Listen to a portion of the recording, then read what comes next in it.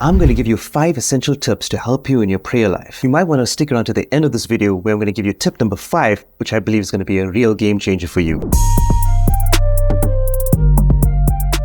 Prayer is important for the believer. It's basically you communicating with God in a way to praise Him. Philippians chapter 4 verses 6 says, "Do not be anxious about anything, but in every situation, by prayer and petition, with thanksgiving, present your requests to God." So tip number 1 is to read the Bible. And you may be asking, what does reading the Bible have to do with prayer? The best way to understand prayer is to understand who God is. When we read the Bible, we get a great understanding of the character of God.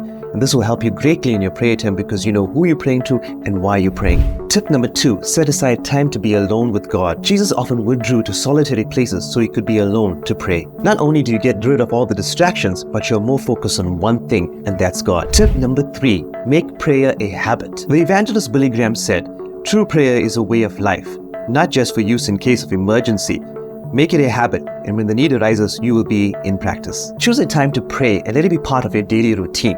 You can pray in the morning or the evenings or just before you go to bed. Tip number 4, keep a prayer list. Write down the things that you're trusting God for. This prayer list is not for God to remember, but for you to remember, and so that you could have more effective and precise requests before God. Now, this next tip is my favorite tip, and it's going to be really powerful. But before we get there, if you're enjoying this video and find this helpful, then subscribe for more like this and hit that notification bell. Tip number 5, be persistent in your prayer. In Luke chapter 18 verses 1 to 8, Jesus gives us the parable of the persistent widow. A widow wanted justice against her adversary, and she kept coming to this judge who was not God-fearing with her plea. Eventually, because of her persistence, he granted her request. The idea of this parable is to never give up in prayer, even when things are not going right in our lives. We know that God will answer according to His perfect will and according to His timing, and I have full confidence that God will always do what is right. Thank you so much for watching. If you have any more questions about prayer, ask away in the comments and I'll try my best to answer you.